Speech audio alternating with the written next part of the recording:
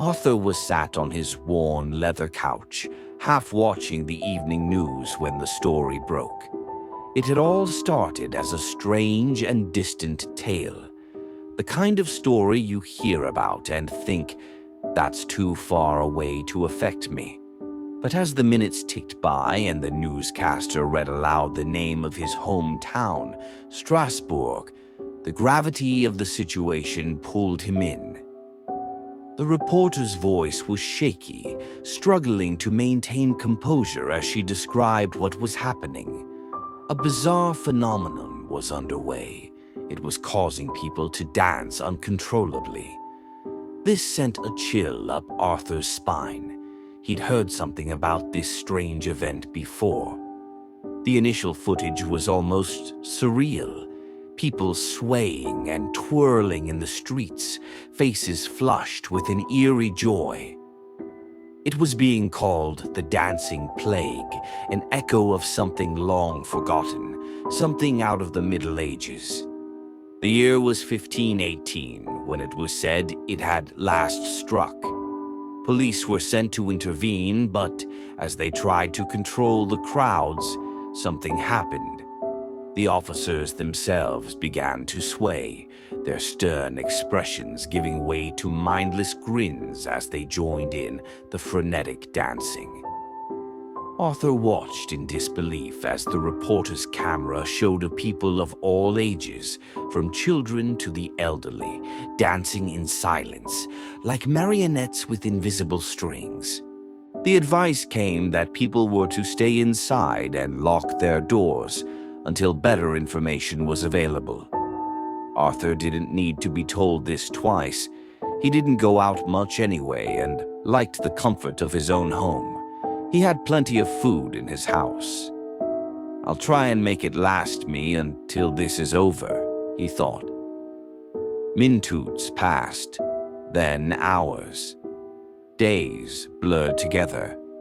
Arthur remained inside, keeping an eye on his television for updates, unable to comprehend what was unfolding outside. The dancing had spread through the city like wildfire. At first, there was a strange, almost infectious happiness about it. People seemed joyous, as if possessed by some manic euphoria. But as the days wore on, the mood shifted. Those who had been dancing for days started to falter. Their faces twisted from forced smiles to grimaces of pain and confusion. Arthur could see them from his window, a wide view that overlooked the city streets. People danced in clusters, sometimes alone, sometimes in pairs or groups, their bodies betraying them with every step. Some would suddenly drop what they were holding, a shopping bag, a child's hand, a dog's leash, and begin to dance, their eyes wide with terror as they realized what was happening to them. But slowly and surely their expression changed, and they became lost in the bliss of dancing. It was as though the dancing was no longer a choice, but a cruel, inescapable curse. Weeks dragged on. The television broadcasts became more sporadic, the footage increasingly dire. The dancers, once lively, were now gaunt and broken. Their feet were bloody, leaving streaks of red on the pavement as they moved, their clothes soaked with sweat and rain. Arthur could hear them outside now, their cries in the night wailing in agony as their bodies continued to move against their will. The police, the military, none could stop it. They all fell victim in time. Inside his flat, Arthur did what he could to survive. He rationed the food he had left, careful not to waste anything. He set out buckets on the balcony to catch rainwater, avoiding to drink water from the tap, not wanting to take any chances.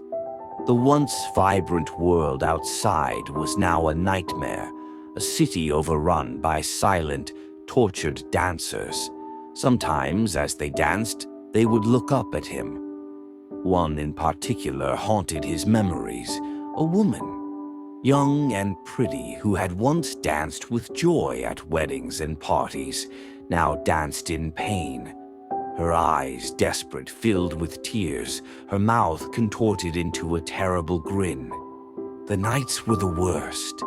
The sound of footsteps echoed up and down the corridors of his building, shuffling, dragging feet that never stopped, never rested.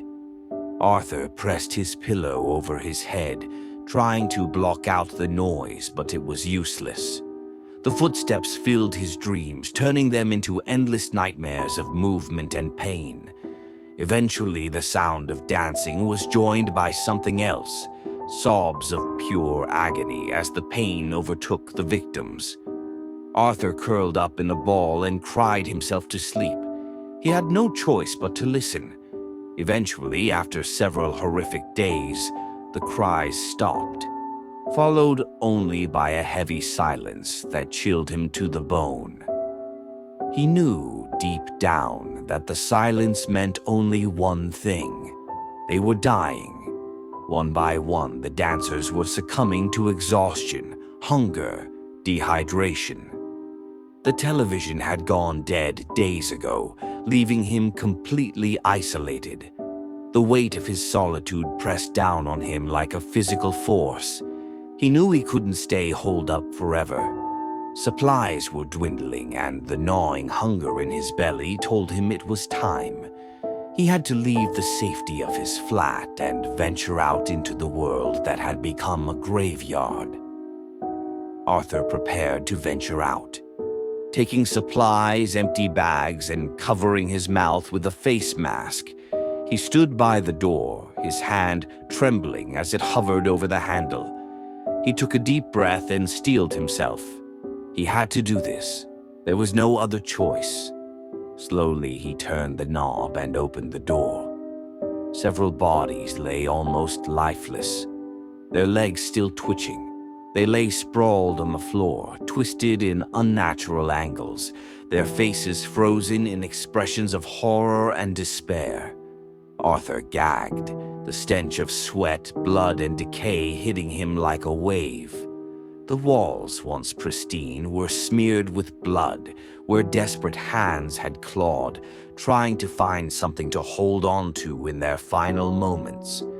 The silence was overwhelming, pressing against his ears like a physical weight. Arthur stepped out. He moved cautiously, his heart pounding in his chest, every nerve on edge. He couldn't help but look down at the faces of the fallen as he passed them, hollow-eyed, mouths open in silent screams. Some still had their arms outstretched as if reaching for something, anything to save them from the madness. He reached the stairs and looked down into the darkness below. The only way out was down there, through the silence and the death that had claimed the building. Arthur knew what he would find beyond the door to the outside world, but what choice did he have?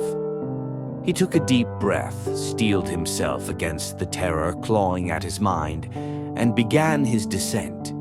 Each step echoed in the stillness, a reminder that he was still alive, still moving. He went to take a step, and he heard it, a distant sound pattering on the tiles of the floor, far away somewhere. But getting closer,